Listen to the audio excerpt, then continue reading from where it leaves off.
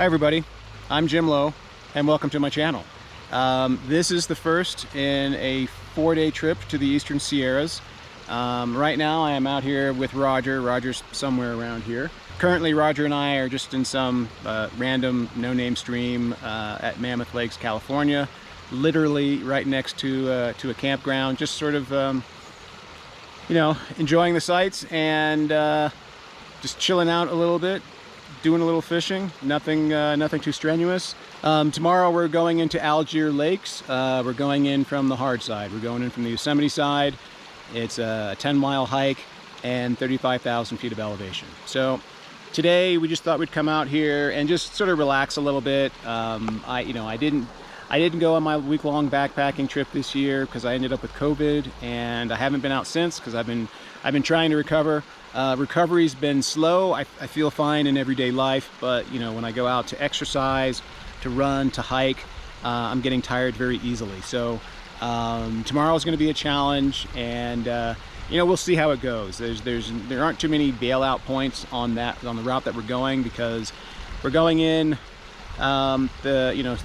through Parker Pass, and that drainage, there's no camping. So yeah, we'll see how it goes tomorrow. But today, you know, we're just out here and, you know, enjoying each other's company, fishing a tiny creek. We just got here, so we'll see how the fishing is.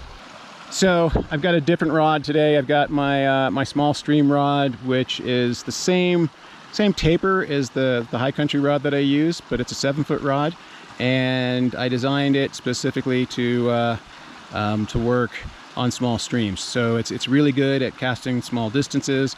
I've got a dry fly on, and I'm just going to work through here and sort of dap. Also with me today is a new Phobos knife. This is the Phobos Alaris. This is the Phobos take on a modern camp knife.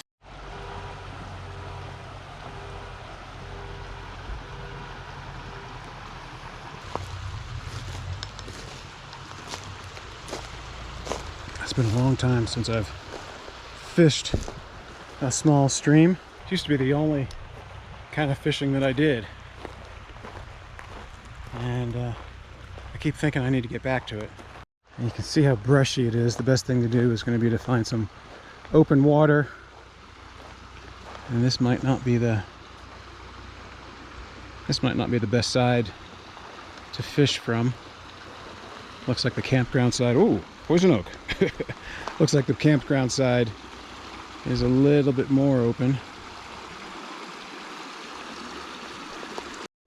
Okay, I'm into my first little fish.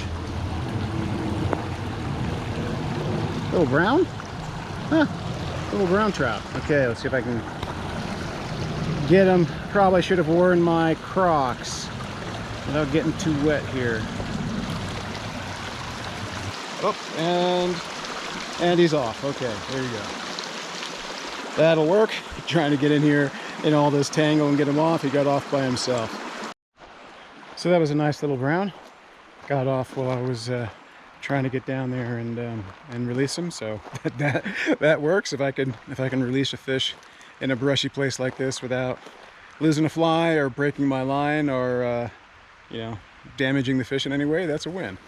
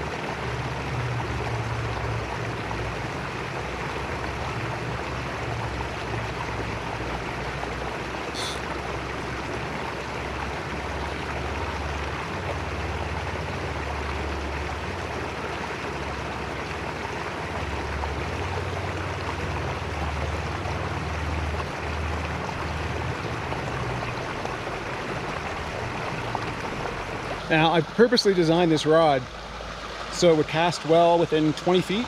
So it's specifically designed for environments like this where, you know, I need to roll cast with just the flick of a wrist. Good spot, presuming Roger hasn't already fished it. I've lost track of him. Now, I don't typically fish these kind of streams. Oh, there's a fish back in there. I don't typically fish these type of streams from the head of the pool. So in a small stream like this, you know, I like to hit each likely area and move on. I put a good cast right down the middle there and nothing. So time to move on. Okay, so I'm gonna have to go downstream and work my way up because I'm spooking fish.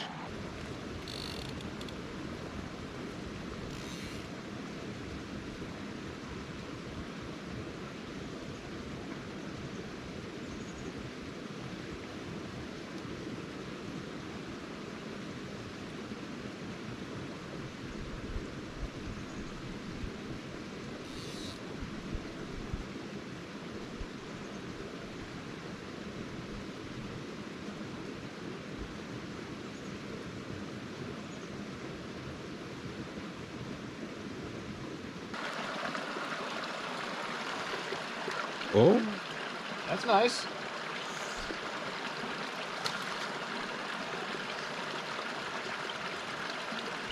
Sweet, browns and brookies. Nope, he's still there.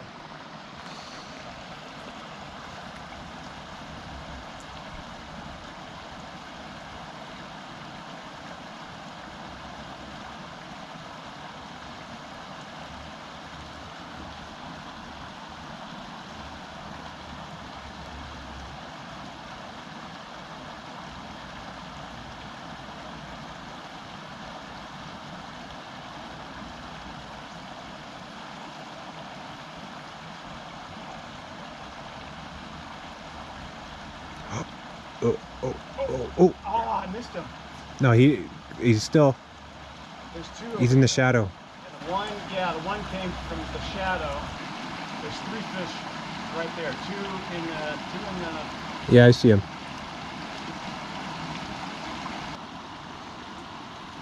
Oh, that was heavy. It's okay. I don't even see him flying. Am I stuck in the tree? Yeah. Oh well. Yeah, that's right over there. Oh, came out. Right there. There we go.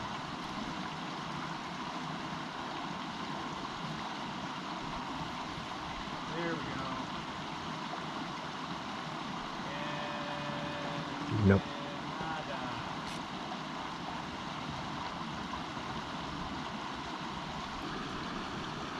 Yeah, I put him down. That leash should have gone for that. I don't see the others anymore. Try to the left. Are they still over there?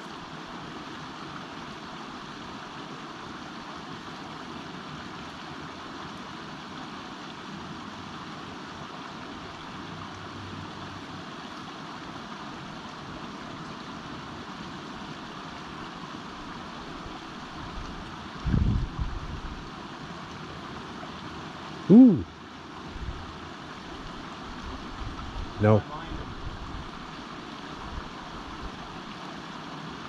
Okay, well, so much for that. So true to form, we're catching fish when we're not filming and not catching fish when we are filming.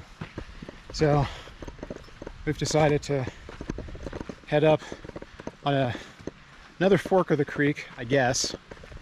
Are we going to the trail or are we going this way? Going to the trail, okay. We're going to see how the fishing is up here.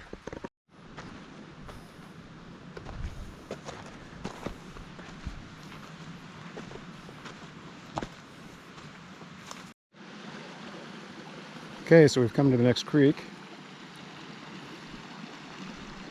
And I think we're going to start fishing upstream, which is the better way to fish, of course.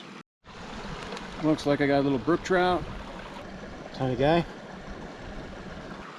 So for that one, stood back here behind the tree and did sort of a sidearm cast into that fast water.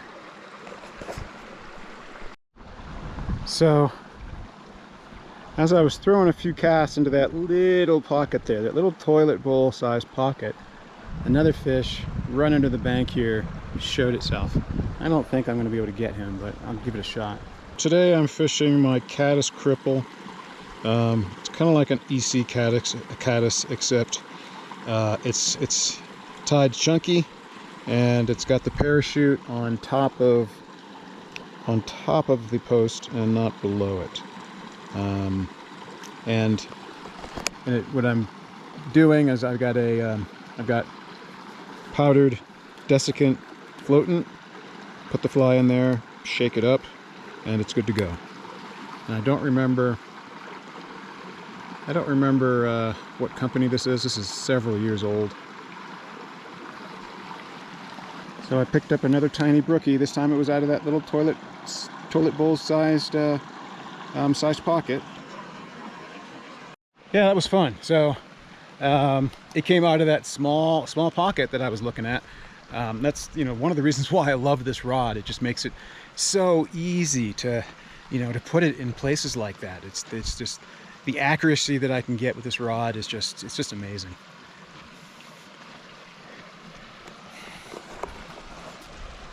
Now, I'm sure Roger's already fished that, but you know what? I'm going to throw a few casts in there. Now, at first glance, a place like this seems really hard to fish. You know, it seems hard to get your fly in there without getting it hung up on something. And the key is really in the cast. And this is a trick that I learned from Joe Humphreys. And if you're a small stream fisherman and you haven't seen his video on small stream fishing, you need to get it. But the trick is you basically, you know, the way that he casts, he squeezes his hand a lot during his cast. And so the trick to getting your fly in there is to wait and employ the power or the squeeze of the hand later in the stroke. So you lower your rod tip and then you apply the power. And what it does is it just shoots the line up underneath there. And yeah, it's a great way to fish under hanging banks and stuff like that.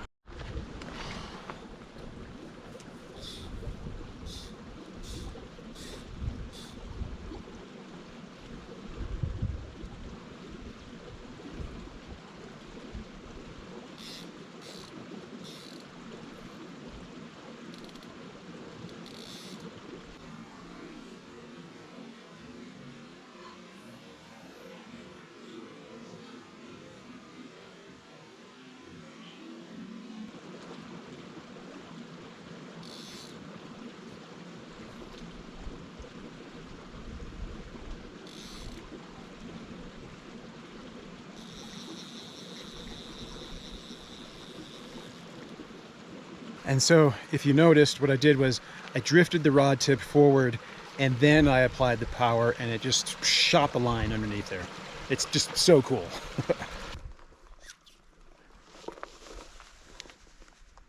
I can't see my fly anymore.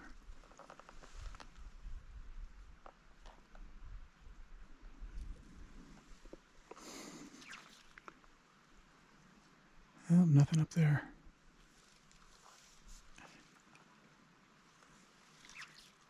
Let's try to get up just a little bit farther.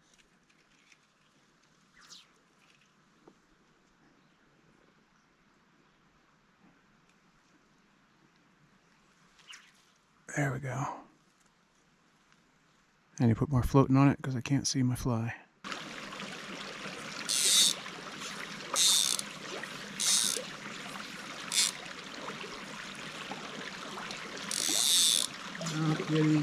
Not getting a good drift in here, that's for sure. There we go. That's a better drift.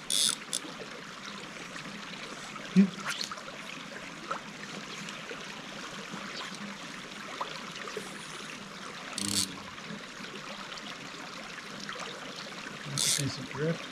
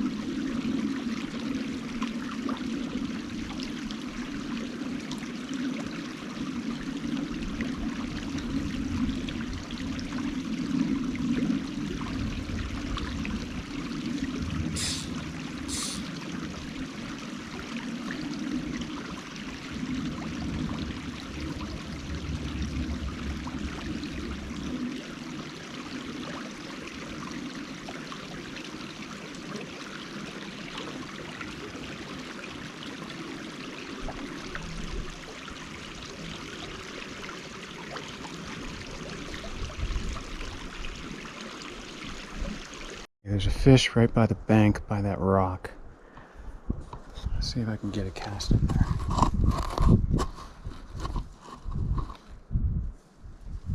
Oh, where'd it go?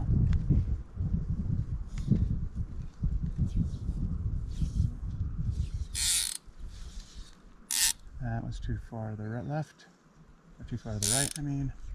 I don't see the fish anymore. Right there. Maybe, there we go.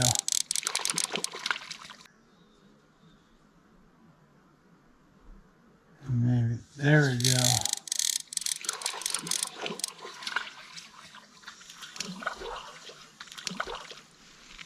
I was just about to say maybe that was behind him too far.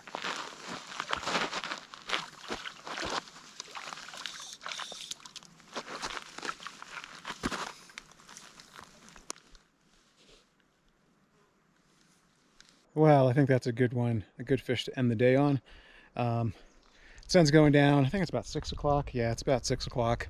And we're only 15 or 20 minutes away from the car. I didn't bring any kit, so I don't have my regular glasses. I don't have a headlamp or anything like that with me. So I think I'm going to try to gather up Roger and head back to the car.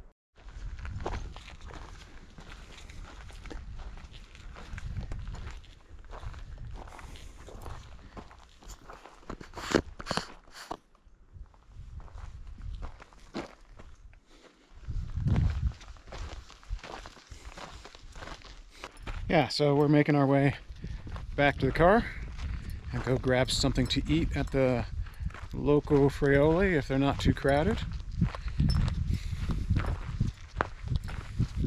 Hope you liked the video. Thanks for coming along.